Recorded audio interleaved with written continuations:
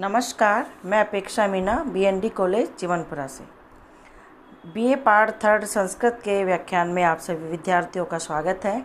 जैसा कि आप जानते हैं मैं आपको गीता पढ़ा रही हूँ। भगवत गीता के 3 अध्याय से 16वें श्लोक तक मेरे द्वारा आपको पढ़ा दिया गया है। आज अब उसी क्रम को आगे बढ़ाते हुए मैं 16वें श्लोक से प्रारंभ करती हूँ। देखिए, एवं प्रवर्तितम चक्रम न अनुवर्तति इह यह अघायुर इंद्रियम अरामो मोघम पार्थ से जीविति। अन्वय देखिए, यह इह एवं प्रवर्तितम चक्रम न अनुवर्तयति पार्थ से इंद्रियारामः अघायुः मोघम जीविति।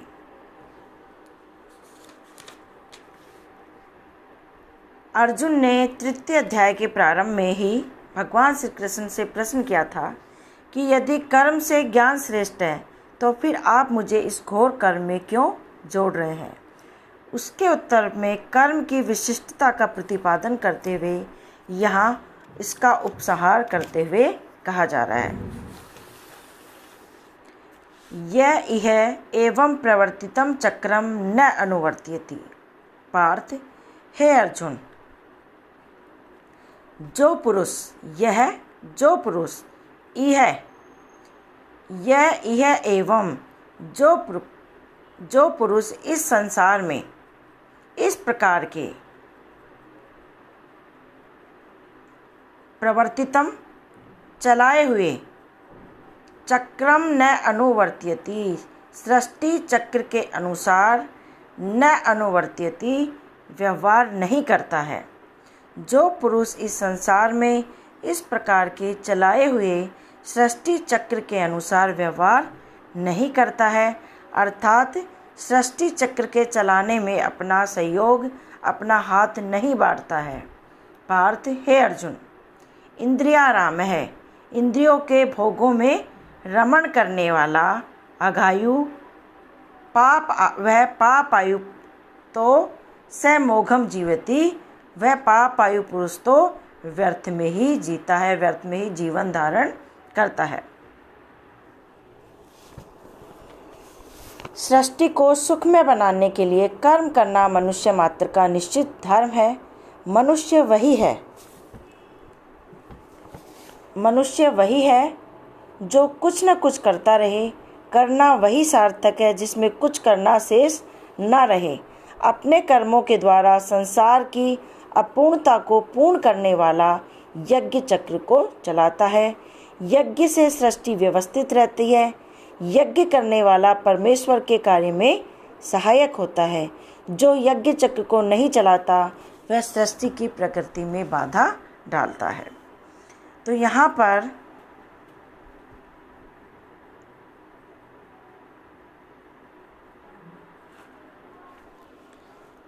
ये बताया जा रहा है कि कर्म न करने वाले प्राणी को उल्हाना दिया जा रहा है कि न तो उसने सृष्टि को चलाने में अपनी सहायता दी है और न ही निष्काम यज्ञ के द्वारा वह भगवान की प्रसन्नता का ही पात्र बना, इसलिए उसका जीवन ही व्यर्थ है।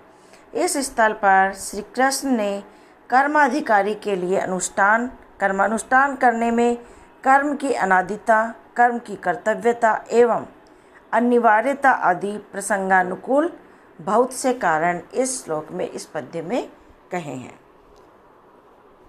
अगला देखिए,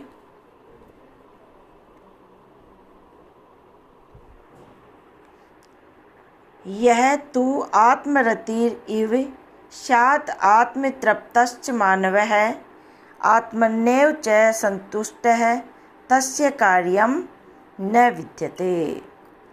अन्वय देखिए, तू यह मानव है आत्मरति ही एव च आत्मतृप्तः च आत्मनि एव संतुष्टः स्यात् तस्य कार्य न विद्यते। किस स्थान पर पहुंचकर कर्म अवसान को प्राप्त हो जाते हैं, इसका वर्णन करते हुए भगवान श्री कृष्ण कहते हैं कि तू यह मानवे कि जो वास्तव में, परंतु यह मानवे जो मनुष्य, किंतु जो मनुष्य आत्मरति ही एव च आत्मतृप्त, आत्मरति एव आत्मा में ही प्रेम करने वाला, परंतु जो मनुष्य आत्मा में ही प्रेम करने वाला, च आत्मतृप्त और आत्मा में ही तृप्त रहने वाला, च आत्मनि एव संतुष्ट एवं आत्मा में ही आत्मा से संतुष्ट रहने वाला हो, तस्य कार्य न विद्यते, उसके लिए कुछ भी कर्तव्य शेष नहीं रहते हैं। क्या कह रहे हैं कि परंतु जो मनुष्य आत्मरति एव च आत्मतृप्त च आत्मनि एव संतुष्ट स्यात्, कि जो मनुष्य आत्मा में ही प्रेम करने वाला, प्रीति करने वाला, आत्मा में ही संतुष्ट एवं तृप्त रहने वाला तथा आत्मा में ही संतुष्ट रहने वाला होता है, तस्य कार्यम न विद्यते, उसके लिए कुछ भी कर्तव्य शेष नहीं रहते हैं। यज्ञ के लिए कर्म करने वाला आत्मज्ञान को व्यवहार में उतारता है, उसका कोई कार्य अधूरा नहीं रहता है, वह कभी किसी कर्तव्य कर्म से पीछे हटने का कुविचार नहीं करता और सदा पूर्ण काम में संतुष्ट रहता है, उसके सामने कोई कार्य नहीं रहता है। वास्तव में इस प्रकार की प्रकृति वाला प्राणी संसार की किसी भी वस्तु में रुचि नहीं लेता, न ही वह इंद्रियों के विषय की ओर दौड़ेगा। अतः इस प्रकार की स्थिति केवल जीवन मुक्त की ही हो सकती है तथा उसके लिए फिर किसी भी प्रकार के कर्म को करने की आवश्यकता नहीं रह जाती है।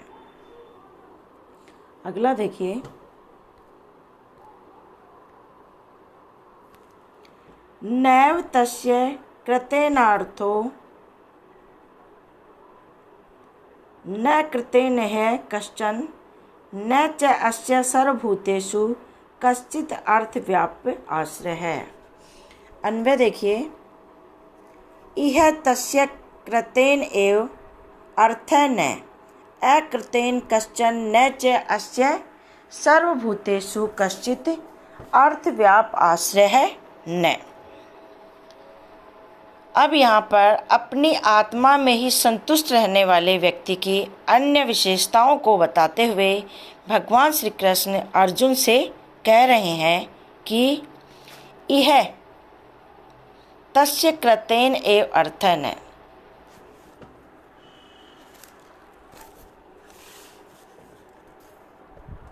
इस संसार में, यह इस संसार में, तस्य उस पुरुष का, यह इस संसार में, तस्य उस पुरुष का, कृतेन एव अर्थन, कुछ करने से कोई प्रयोजन शेष नहीं है। इस संसार में उस पुरुष का कुछ करने से भी कोई प्रयोजन नहीं है। एवं अकृतेन कश्चन न च, और न करने में भी, इस संसार में उस पुरुष का कुछ करने से भी कोई प्रयोजन नहीं है। एवं अकृतेन कश्चन न च, एवं न करने से, और इस संसार में उस पुरुष का न करने से भी कोई प्रयोजन नहीं है।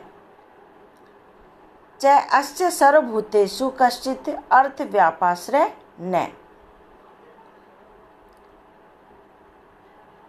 क्या कह रहे हैं कि आत्मा से ही आत्मा में संतुष्ट रहने वाला व्यक्ति जो है, उस पुरुष का कुछ करने से भी कोई प्रयोजन नहीं है, कि कर्म करने से उसको पाना है, और करने न करने से भी उसका प्रयोजन नहीं है, कि न करने से वह किसी पाप का भागी बन जाएगा।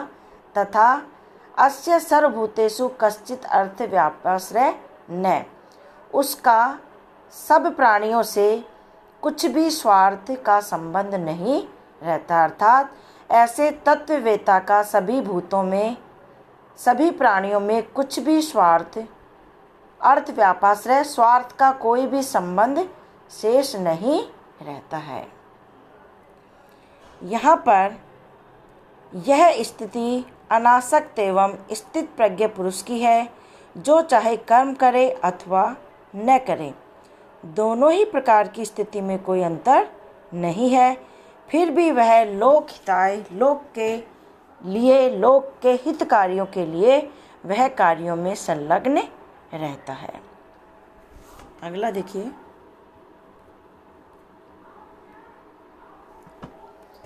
तस्मात् असक्तः सततं कार्यं कर्म समाचरः असक्तो हि आचरन् कर्म परम आपनोति पुरुष है।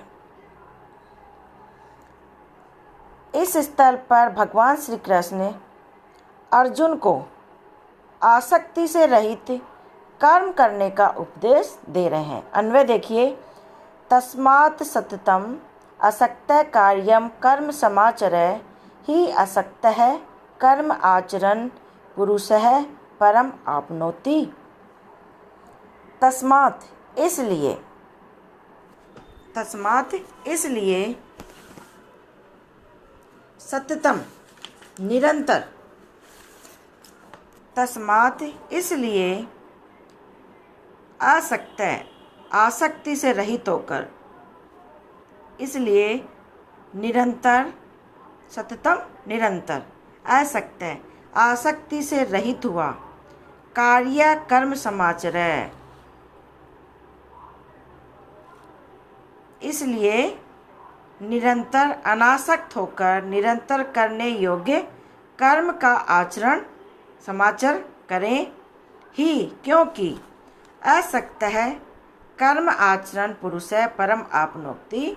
क्योंकि असक्त है, अनासक्त, आसक्ति से रहित पुरुष कर्म करता हुआ, कर्म को आचरण करने से करता हुआ परम आपनोति, परम गति को प्राप्त होता है। इसलिए अर्जुन को कह रहे हैं, इसलिए अनासक्त होकर निरंतर करने योग्य कर्म का आचरण कर, क्योंकि आसक्ति से रहित होकर अनासक्त पुरुष कर्म करता हुआ परम गति को प्राप्त होता है।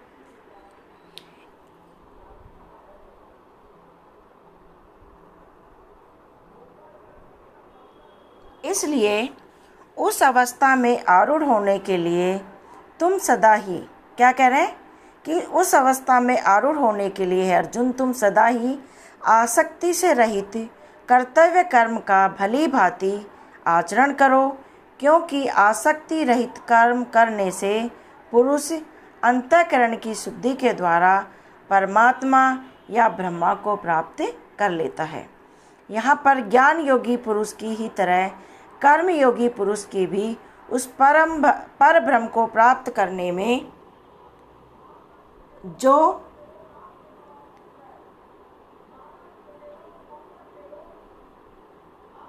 यहाँ पर ज्ञानी पुरुष की तरह ही कर्म योगी की भी उस पर ब्रह्म को प्राप्त करने में सफलता बताई गई है। वह सफल हो सकता है, केवल मात्र शर्त यह है कि उसे अनासक्त होकर अपने कर्तव्य को पूर्ण करना चाहिए।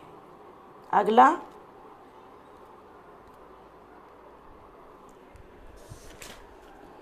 कर्मणे भी संसिधिम आस्थिताः जनक आदयः लोक संग्रहम अपि संपश्यन् कर्तुमर्हसि। अन्वय देखिए, जनक आदयः कर्मणा एव हि संसिधम आस्थिता लोक संग्रहम संपश्यन् अपि कर्तुम एव अर्हसि। इस पद्य में अनासक्त रूप से कर्म करने वाले का सुप्रसिद्ध दृष्टांत दिया गया है। विषयों के लिए किया हुआ कर्म भोग है, भोगों में कभी भी सुख नहीं मिलता है, भोग का फल रोग है। आत्मा के लिए किया हुआ कर्म निष्काम है, उसका फल परम गति है। परम गति का अधिकारी वही प्रगतिशील प्राणी है जो आत्मा के सारे कर्म के दुर्गम पहाड़ पर प्रसन्नता और उत्साह से चढ़ जाता है। ब्रह्मविद महापुरुषों ने भी कर्म को ही सिद्धि का सर्वश्रेष्ठ साधन माना है और निष्काम कर्म से जीवन महान बनाया है। तो यहाँ पर अनासक्त रूप से कर्म करने का सुप्रसिद्ध उदाहरण दृष्टांत दिया गया है। देखिए, जनक आदेय है, अन्वय क्या है? जनक आदेय है कर्मणा एव ही संसिधिम आस्थिता लोक संग्रहम संपश्यन अपि कर्तुम एव अर्हसि। जनक आदेय है, जनक आदि, जनक आदि है, जनक आदि कर्मणा एव ही संसिधिम, जनक आदि है, जनक